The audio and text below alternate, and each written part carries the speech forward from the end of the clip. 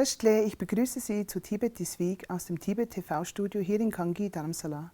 Mein Name ist Gunga Sara mit einer weiteren Folge zu Tibet, seiner Heiligkeit dem 14. Dalai Lama und der tibetischen Zentralverwaltung. Schauen wir uns als erstes die Schlagzeilen an.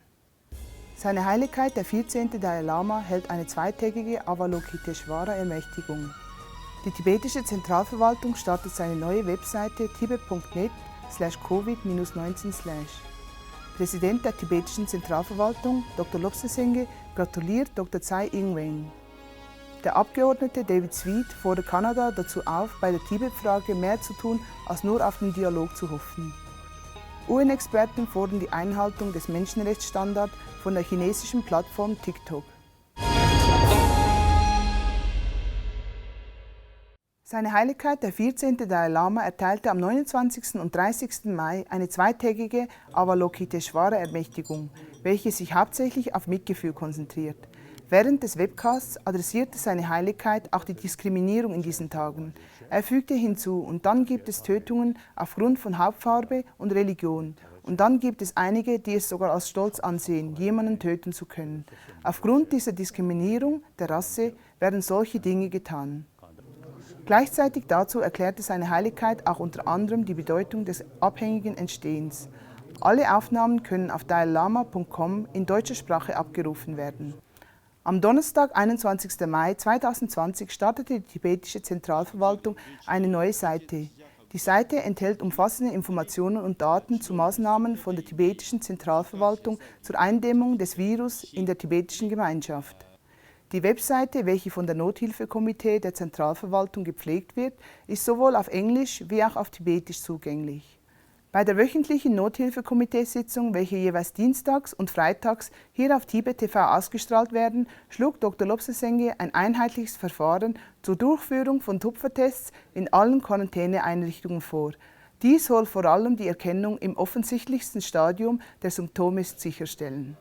Gleichzeitig hat das Gesundheitsministerium der tibetischen Zentralverwaltung den Prozess der Massenbereinigung anhand des zonenweisen Farbcodes in Indien geändert. Tibetische Siedlungen, welche in der roten Zone oder der Sicherheitszone fallen, sollten das gesamte Gebiet desinfizieren.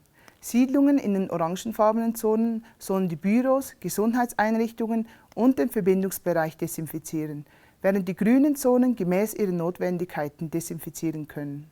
Der Präsident Dr. Lobsang Singye hat das Innenministerium angewiesen, finanzielle Unterstützung aus dem Nothilfefonds für die in Not geratene Tibeter, welche aufgrund der Pandemie gestrandet sind, bereitzustellen. Alle Anträge werden vom Nodaloffizier der Abteilung für innere Angelegenheiten geprüft, um sicherzustellen, dass die Antragsteller die grundlegenden Kriterien erfüllen. Bis heute hat die tibetische Zentralverwaltung 10 Millionen Rupien an 2000 mittellose Antragsteller aus ganz Indien, Nepal und Bhutan ausgezahlt. And so far we have received 2,000 applications in total, and out of that we have disbursed for the 1,740 people all over India, Nepal and Bhutan.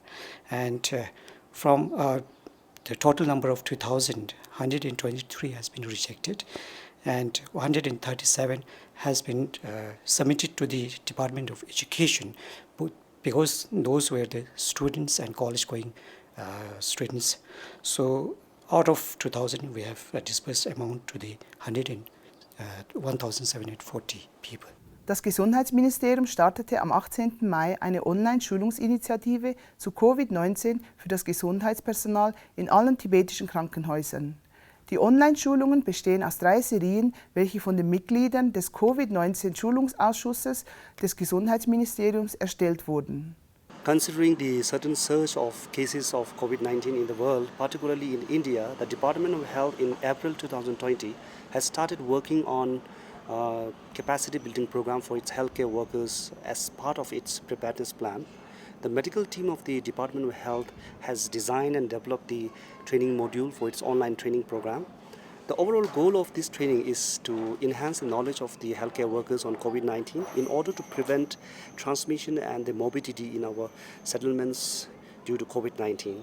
And number 2 is to basically to update knowledge on the recent development in the antiviral drugs and the vaccine and the testing to our medical officers. And the third objective behind this training is to prevent or to protect our health workers from acquiring COVID-19.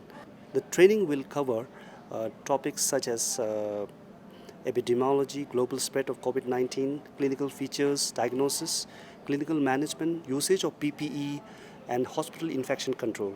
Präsident der tibetischen Zentralverwaltung Dr. Lobsang Sengye gratulierte der taiwanesischen Präsidentin Dr. Tsai Ing-wen zu Beginn ihrer zweiten Amtszeit und bekräftigte, Taiwan verdiene eine vollwertige Zugehörigkeit zur Weltgesundheitsorganisation. In seinem Schreiben erwähnte er unter anderem auch, dass die Tibeter den taiwanesischen Geist für Freiheit und Widerstandsfähigkeit gegen alle Widrigkeiten teilen und dass die Freundschaft zwischen Tibetern und Taiwanesen weiter gestärkt werden soll.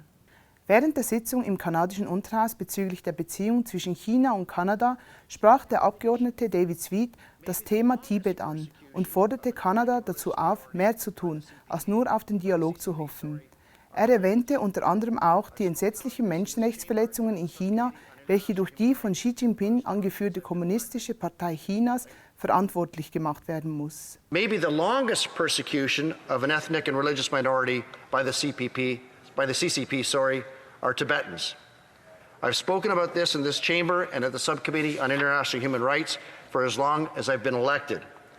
Again, Tibetans have a long, proud history, one that the CCP regime doesn't recognize and have done their best to crush. They are an impediment to the regime's goals. As a result, the CCP brutally cracks down on any behavior that they believe promotes Tibetan culture.